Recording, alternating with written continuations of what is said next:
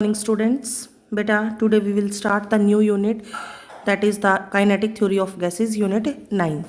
Okay, in this unit we will study about the gas laws, degree of freedom, laws of equipartition, about all these things. Okay, the main thing is the what are the assumptions during the kinetic theory of the gases.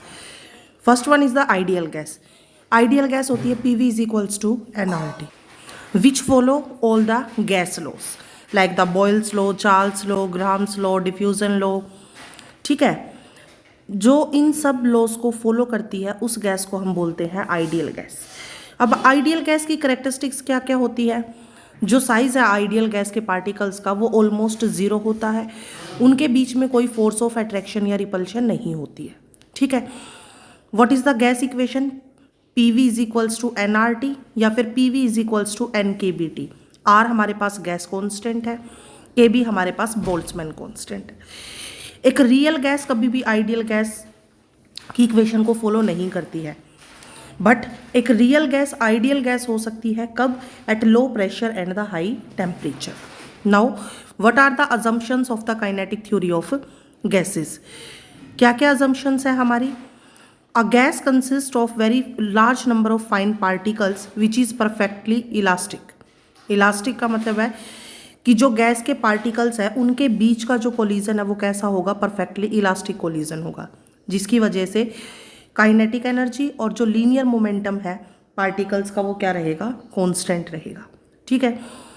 The molecules of the gas are in a state of random motion. Randomly movement होती है और वो एक दूसरे के ऊपर जो molecules है does not exert force of attraction or repulsion on each other, and the size of the molecules is very small as compared to the distance between them. These are some assumptions of the kinetic theory of gases, and the main one is that during the collision of the molecules of ideal gas there will be no loss of kinetic energy and linear momentum. That is, the kinetic energy and the linear momentum remains conserved. Okay. Next है हमारे पास pressure exerted due to a gas on the walls of a cube.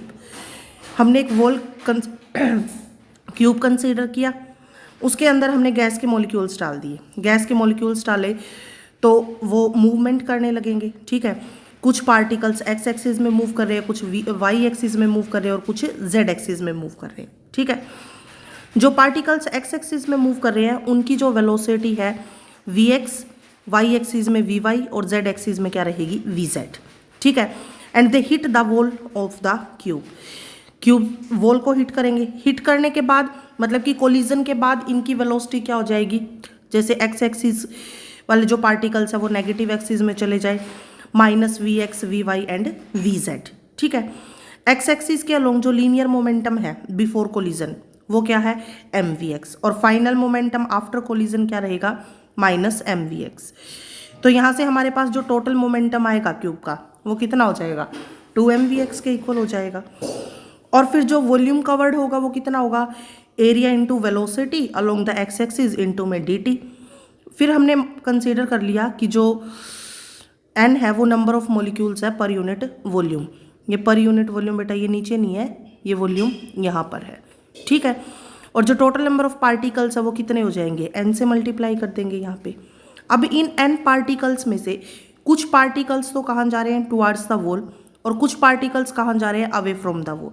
ठीक है, तो आधे particle wall की तरफ है और आधे particle away from the wall है. तो हमने जो इफेक्टिव नंबर ऑफ मॉलिक्यूल्स निकाले which hit the wall is equals to half nVx into delta. तो यहाँ से फिर हमने क्या निकाल दिया? Delta P, change in momentum निकाल दिया. ठीक है, वो किसके इक्वल आ गया? mNAVx स्क्वेयर इंटू में डेल्टा टी. उसके बाद जो नेक्स्ट है force acting by the molecules on the walls of the on the wall. जो हमारा न्यूटन का सेकेंड लॉ है वो क्या होता है? F is directly proportional to dp by में dt. ठीक है, तो यहाँ से F is equals to dp by dt.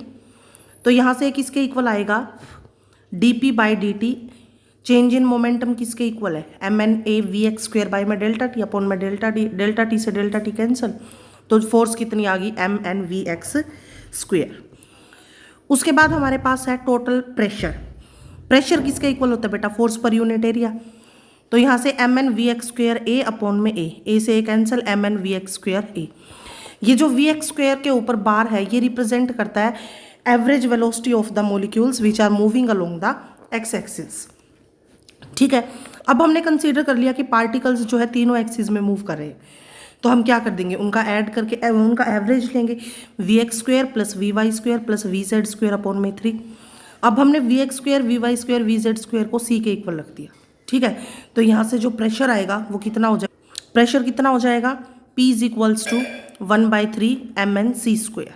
ठीक है, अब ये m इंटू एन क्या है बेटा हमारे पास, m इंटू एन है total mass per unit volume, यानी कि mass by volume. Mass by volume किसके इक्वल होता है, डेंसिटी के। तो प्रेशर कितना आ जाएगा 1/3 रो सी स्क्वेयर के इक्वल। नेक्स्ट टॉपिक है बेटा relation between the kinetic energy and the pressure.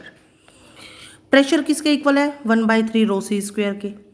ठीक है, फिर उसके बाद जो एवरेज काइनेटिक एनर्जी है वो किसके इक्वल है, हाफ रो सी स्क्वेयर के। एनर्जी किसके इक्वल होती है, half m v square. N number of particles है, एम इंटू एन किसके इक्वल हो गया, मास पर यूनिट वॉल्यूम, और मास पर यूनिट वॉल्यूम किसके इक्वल है बेटा, डेंसिटी के। तो ई किसके इक्वल आ गया, हाफ रो सी स्क्वेयर के। दोनों का रिलेशन निकालना है हमें, तो P बाई ई किसके इक्वल आ गया, 1/3 रो सी स्क्वेयर और 1/2 रो सी स्क्वेयर। रो सी स्क्वेयर से रो सी स्क्वेयर कैंसिल हो गया, तो यहाँ से P बाई ई किसके इक्वल आ गया 2/3। या फिर प्रेशर किसके इक्वल आ जाएगा 2/3 टाइम्स ऑफ काइनेटिक एनर्जी। ठीक है, उसके बाद जो हमारा नेक्स्ट टॉपिक है वो है average kinetic energy per molecule of the gas. Pressure है हमारा हाफ रो सी स्क्वेयर, या सॉरी 1/3 रो सी स्क्वेयर, या फिर 1/3 m by v c square. ठीक है, v को उधर ले गए तो p v is equals to 1/3 m C square. 1 mole के लिए पी वी किसके इक्वल है, आर टी के इक्वल है, तो यहाँ से 1/3 एम सी स्क्वेयर किसके इक्वल आ गया हमारा, आर टी के इक्वल आ जाएगा। ठीक है, दोनों तरफ 3/2 से मल्टीप्लाई कर दिया, 3/2 एंड 3/2, 3 से 3 कैंसिल, ये किसके इक्वल आ गया, half M C square. Half M C square क्या होती है, गैस को काइनेटिक एनर्जी है हमारी, this is equals to 3/2 of r t. और यहाँ पे ये m किसके इक्वल है, m इंटू में एन ए क्या है, एवोगैड्रोज नंबर।